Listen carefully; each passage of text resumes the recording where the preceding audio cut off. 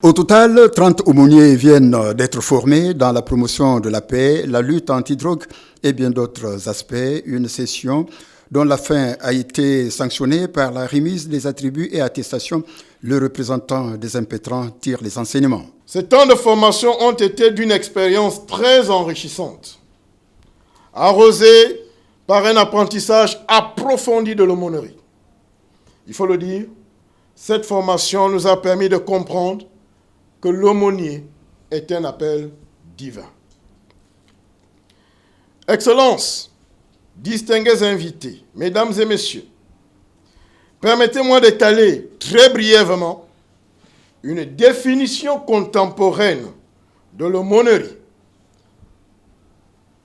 Elle est un ministère pastoral spécifique qui consiste à accompagner spirituellement, émotionnellement et parfois matériellement les personnes dans des milieux particuliers, souvent en situation de crise, de souffrance ou d'isolement. Aider, sensibiliser et conscientiser, voilà entre autres les missions de ces aumôniers qui sont conformes aux Saintes Écritures. Nous ne devenons pas aumôniers, là je m'adresse aux aumôniers ici, simplement pour porter des beaux uniformes. Nous ne devenons pas aumôniers parce que nous voulons avoir des grades militaires ou paramilitaires.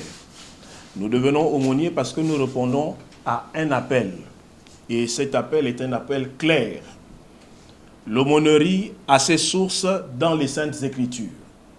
Pour ceux qui sont amateurs des Saintes Écritures, il vous souviendra qu'un jour, le Christ dira à certaines personnes, j'étais en prison, vous m'avez rendu visite. J'avais faim, vous m'avez donné à manger. J'avais soif, vous m'avez donné à boire. Et ces derniers diront, quand est-ce qu'avons-nous vu affamé en prison?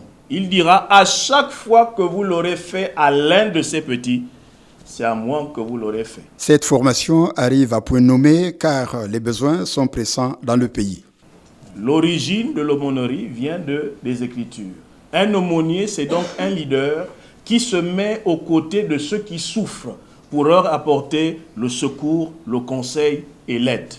Vous avez été formés dans cette optique. Notre pays, le Gabon, a besoin des leaders dans plusieurs domaines. Parce que dans plusieurs domaines, il y a des besoins qui sont criards. Nous avons besoin des leaders dans l'écosystème éducatif qui est en train d'être gangréné par le phénomène des violences, la drogue, les grossesses précoces et le VIH-Sida. Je ne voudrais troubler personne ici, mais le taux de séroprévalence des jeunes en milieu scolaire est extrêmement élevé aujourd'hui.